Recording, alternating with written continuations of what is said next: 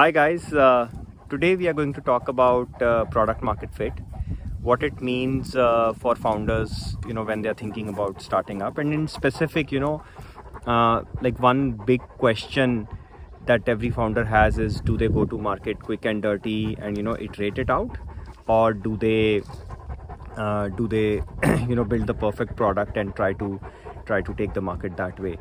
And I think this is I'll try to give you a framework so that you can decide this when you're starting up. Hopefully it helps. And so product market fit is the concept is actually very simple, when you break it down. So there are three words: product, market, and fit. And actually all these three words have a specific meaning, and it's a very simple concept. So first one is product, right? What it means is simply, is the product that you're thinking of building meaningful or not? Is it useful to humans or not, right? So, and that's it, so I'll give you an example of products that are useful to humans, air, water, and machines, software, anything, right? Anything that is useful is a potential product, right? So when we go to the end, it'll kind of make sense how it correlates with the other concepts and kind of is valuable, because you'll be surprised that there are things which are actually not useful, a lot of them, and then there are things which are useful but they're still not product market fits. But product is simply like something that is useful. And then the second thing is market. What it simply means is, are people willing to pay for it, right? So I'll give you a very simple example that kind of explains this concept. So think about it. Think about a product which I gave an example of, like air or water, right?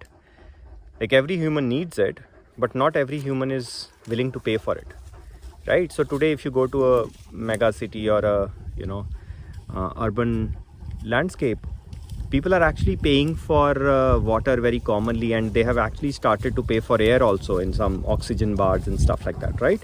But if you go to a rural setting, people will probably not pay for it. So market simply means the product is useful, but are people willing to pay for it, right? Is it freely available, or is it like useful enough for people to pay for it, right? Again, I'll tie these things together in the end. And an example would be a very useful product, air, water. People don't want to pay for it, right? So it's a product, but there's no market for it. And there are exceptions, of course, but by and large.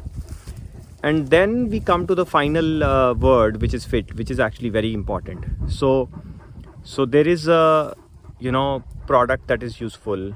There is a market because people are willing to pay for it. Now fit means, is there a gap, right, that you can actually fill? So if you see, if there is a gap and you can fill that, that's what fit stands for, right? So I'll give you a very simple example. Soap is a product that every human pretty much needs. There's a big market for it because almost everybody pays for soap. But the fit is a very complicated issue here because there's a lot of competition. So essentially, the word fit, which means your ability to take market, essentially has two components in it, right? One is there a lot of competition, right? And if there is not a lot of competition and the product and market exists, then you have the product market fit. There's no doubt in that, right? But then there's the second case where there is product, there is market, and there's a lot of competition, but you figure out a way of doing things better or cheaper, the 10x principle. So essentially what it means is that you can get to fit by two ways, right? And I'll give you examples of both, right? So I'll give you an example of product market fit where the market did not the competition did not exist, and somebody came to a product market fit, and that would be Uber, right? The product was transportation service, people needing it, people were willing to pay for it, so it was a fit. And finally, it was there was market for it, and the fit portion came from nobody doing it on phone, right? There was simply no app at that scale that could get you a taxi right away wherever you were. So they were able to capture that market also. So right, they invented a space where there was nothing. There was a product, there was market, but the fit or the nobody was capturing that market, right, in the same way. And so hence, it was a new market invented by them, and product market fit all were there, and they became big. So now let me give you an example of the second case, right? Let's talk about Notion or Superhuman, right? These are both like fairly recent hot startups. Superhuman is an email client, Notion is a sort of a note-taking app. Both have taken the Silicon Valley world by storm. Very, very fast growth. And if you think about it, the product is decent because for fairly obvious needs. Market was also there because people always have been paying for these services in different ways or forms. And the fit is tricky because there's a lot of competition, but these guys figured out how to do things much, much better, right? And that's why they created a fit by being better, not by being first to the party, right? So essentially you can have these two types of product market fits, right? So hopefully it helps. And now, let me come to the very practical question, like why is the concept of product market fit important for people, right? For young founders. So the way I think about it is, the biggest question that founders face is, do I go to market by winging it, sort of like just launch soon and iterate it later, or do I really build the perfect product and go for it? So I think the answer lies in which one of these two categories you fall in, right? Are you a product market fit where you have a new market and you are the first to the party, right? There's no competition. In case of Uber, that's why Uber had to grow fast if they wanted to be big, right? They didn't have choice to think about laws, think about repercussions and stuff. They just had to go fast.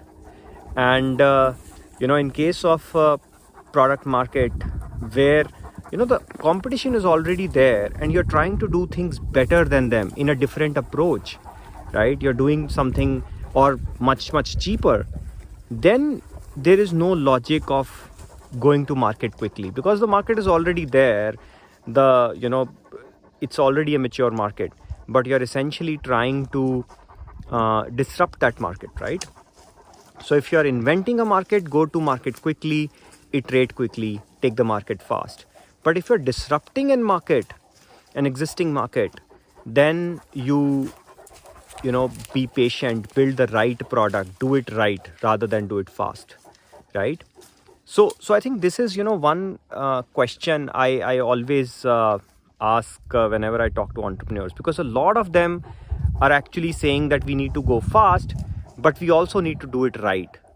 That does not happen. I mean, it's just, I don't know of any company that was able to do things very, very quickly but never get it wrong, right? So I think you have to choose one of the two. They are almost mutually exclusive, right? If nobody has done it so far, I would assume it's not possible. Otherwise everybody wants to be perfect also. So I think, guys, hopefully this framework helps you answer this question. How do you think about going to market?